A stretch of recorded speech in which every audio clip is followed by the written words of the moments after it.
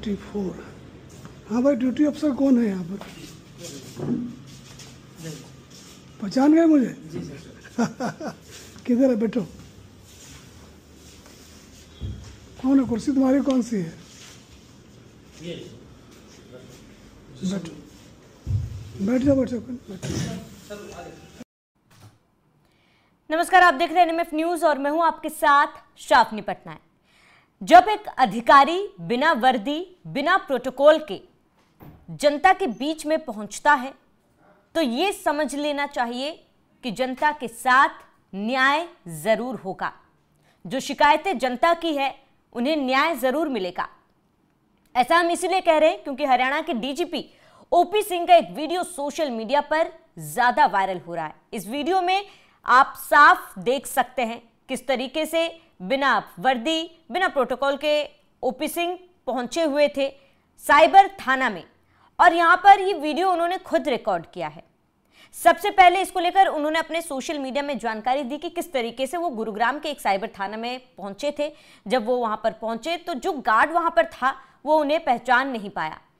उन्होंने जब एक शिकायतकर्ता बनकर उनसे पूछा कि अधिकारी कहाँ मिलेंगे, उन्होंने सीधे तरीके से जवाब दिया कि कमरा नंबर 24 पर बैठे हुए हैं, आप वहां पर जाकर अपनी शिकायतें दर्ज कर सकते हैं। उसके बाद डीजीपी ओपी सिंह अपना कैमरा ऑन करते हुए कमरा नंबर 24 पर पहुंचे, जहां पर कुछ अधिकारी पहले से मौजूद थे और कुछ शिकायतकर्ता भी मौजूद थे। जैसे वो अंदर पहुंचे तो वहां पर जो मौजूद अधिकारी है जिन्होंने पहचान लिया था कि ये डीजीपी साहब है, वो तनकर खड़े हो गए।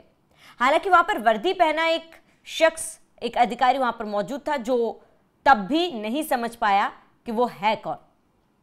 इस पूरे प्रकरण का जिक्र उन्होंने अपने एक्स पर पोस्ट किया और उन्होंने जानकारी दी कि किस तरीके से वो अचानक से साइबर फ्रॉड को लेकर किस तरीके से कार्रवाई की जा रही है, किस तरीके से कदम उठाए जा रहे हैं, इसका जायजा लेने के लिए वो साइबर थाना पहुंचे हुए थे। और इस दौरान उन्होंने अधिकारियों से बातचीत की, उन्होंने अधिकारियों के साथ मीटिंग की और तमाम चीजों को लेकर जानकारी भी ली है। इस दौरान उन्होंने कई फैसले भी लिए और आपको बता दें कि साइबर क्राइम से जुड़े कई मामलों पर उन्होंने संज्ञान लिया। वहां पर अधिकारियों के साथ मीटिंग करके ये फैसला लेने की कोशिश की कि किस तरीके से साइबर अपराध को नियंत्रण में लाया जा सकता है। अब डीजीपी ओपी सिंह जिस तरीके से सादे वर्दी में यहां पर पहुंचे हुए थे, इसकी चर्चा पूरे सोशल मीडिया पर है। आपको बता दें कि हरियाणा सरकार साइबर फ्रॉड, साइबर क्राइम्स को लेकर काफी सख्त है और सीएम नायब सिंह सैनी ने भी कहा है कि किसी भी तरीके का कोई भी अपराधी, कोई भी तरीके का साइबर फ्रॉड कोई अगर करता है और अगर उसकी गिरफ्तारी होती है तो उसके खिलाफ सख्त कार्रवाई तो की जाएगी। और इसके साथ ही साइबर क्राइम को लेकर तमाम बड़े कदम सरकार की तरफ से, पुलिस प्रशासन की तरफ से और इसके साथ ही साइबर क्राइम डिपार्टमेंट की तरफ से उठाए जाए ताकि इस तरीके की घटनाओं में कमी लाई जा सके। और इसी को लेकर ओपी सिंह पहुंचे हुए थे साइबर क्राइम थाना और इस दौरान ये वीडियो जो है चर्चा का विषय बना रहा कि किस तरीके से सादी वर्दी पहने डीजीपी बिना प्रोटोकॉल के यहां पर पहुंचते हैं। और उन्होंने तमाम मामलों का संज्ञान भी लिया, वहां पर बैठे अधिकारियों के साथ बातचीत की।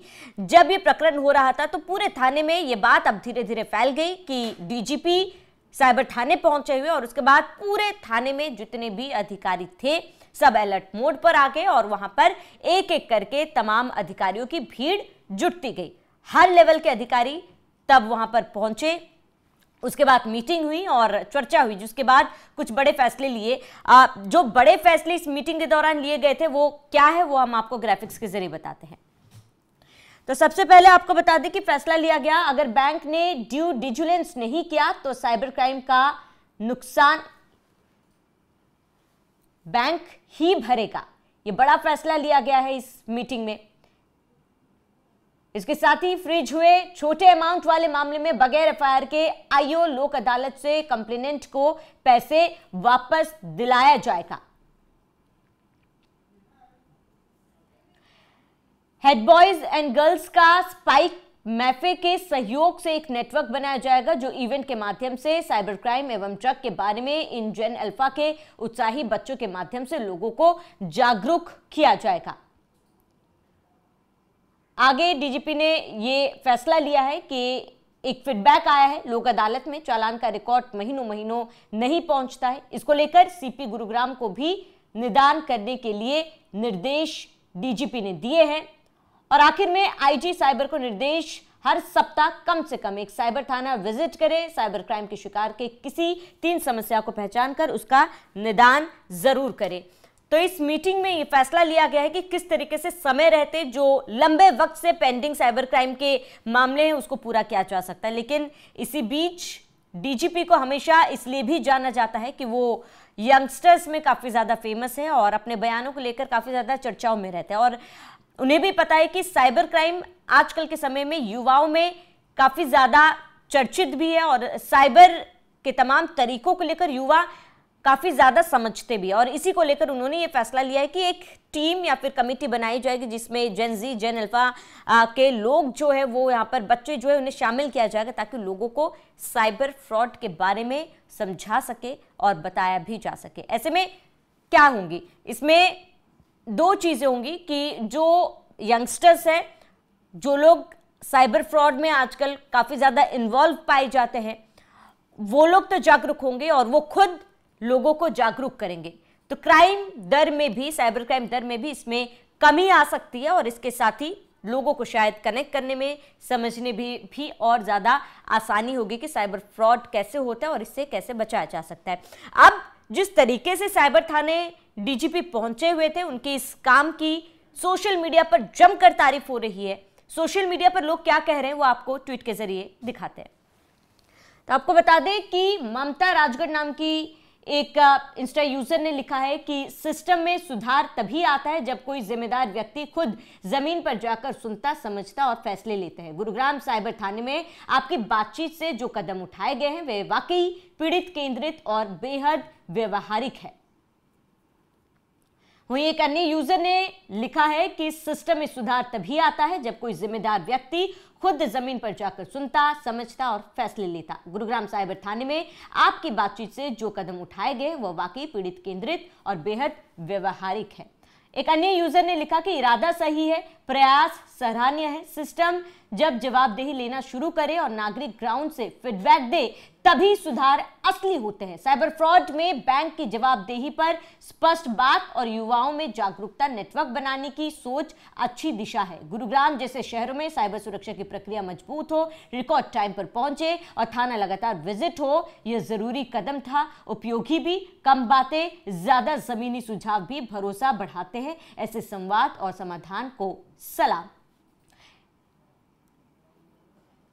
वहीं एक अन्य यूजर ने लिखा कि one duty officer accepting public complaints should be easily accessible and preferably positioned near the entrance on the ground floor for easy access of the complainant, especially senior citizens. It would be difficult for a senior citizen to climb stairs and find a room number in another floor amidst his distress situation. To body language of the duty officer is not called for, needs counseling. तो social media पर उनके इस सराहनीय कदम को लेकर जमकर तारीफ भी हो रही है और कई ऐसे सोशल मीडिया पर ट्वीट्स आ रहे हैं जो ये मान रहे हैं कि ये एक सराहनीय कदम है। जिस तरीके के फैसले डीजीपी की तरफ से लिए गए हैं और जो कदम डीजीपी ने उठाया है, इस तरीके से अचानक से साइबर थाने में पहुंचकर कार्रवाई भी की और इसके साथ ही जांच की, जायजा लिया, ये समय समय पर जरूरी है। लोगों का मानना है कि अगर कोई भी अधिकारी इस तरीके से जमीनी स्तर पर उतरकर कार्रवाई करता है, जनता के बीच में जाता है, साथ ही अधिकारियों से बातचीत करता है, तो अधिकारियों में भी भय बना रहेगा। वो समय पर काम करेंगे, समयबद्ध तरीके से काम को निपटाएंगे, सुनेंगे और लोगों को भी इससे मदद मिलेगी। तो फिलहाल हरियाणा में साइबर क्राइम केसेस में लगातार एक्शन लिया जा रहा है। सरकार ने जीरो टॉलरेंस की नीति पर सभी अधिकारियों को काम करने के निर्देश दिए हैं और इसी पर डीजीपी ओपी सिंह लगातार अग्रसर है।